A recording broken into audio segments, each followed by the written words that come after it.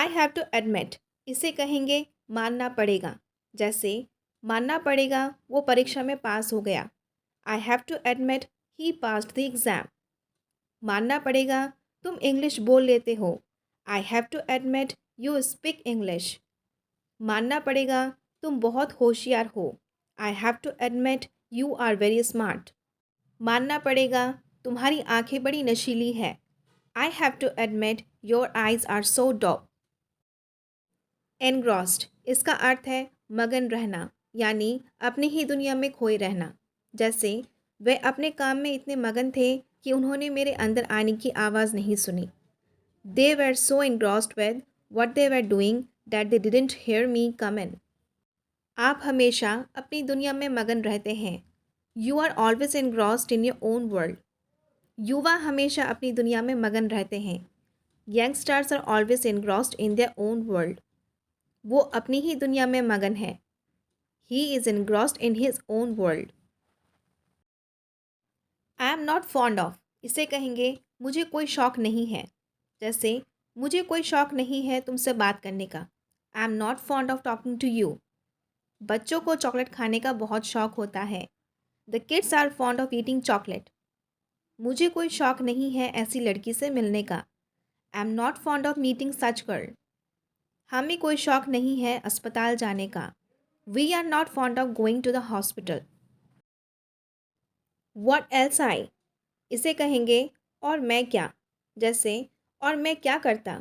What else could I do. और मैं किसे बताता। Who else could I tell. और मैं क्या कहता। वॉट एल्स कुड आई से। और वो क्या खाता। What else could he eat.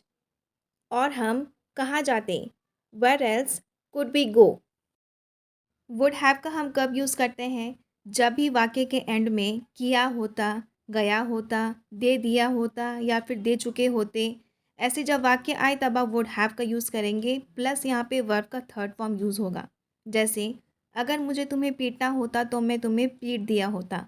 If I had to beat you I would have beaten you. यहाँ पे बिट का बिटन हुआ, वर्ब का थर्ड फॉर्म यूज़ हुआ है। अगर उसे आना होता तो अब तक आ जाता। If he had to come he would have come till now.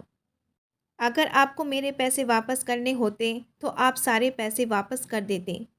If you had to return my money you would have return all the money. अगर मुझे कुछ कहना होता तो मैं कह देता। If I had to say something I would have said.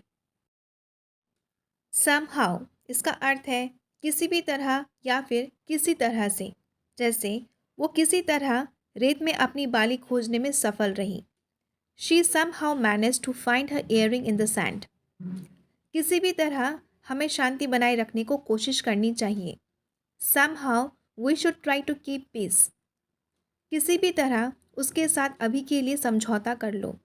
Somehow compromise with him for now. किसी भी तरह आज के लिए काम चला लो, हम कल इंतज़ाम कर देंगे। Somehow, adjust for today, we will arrange tomorrow.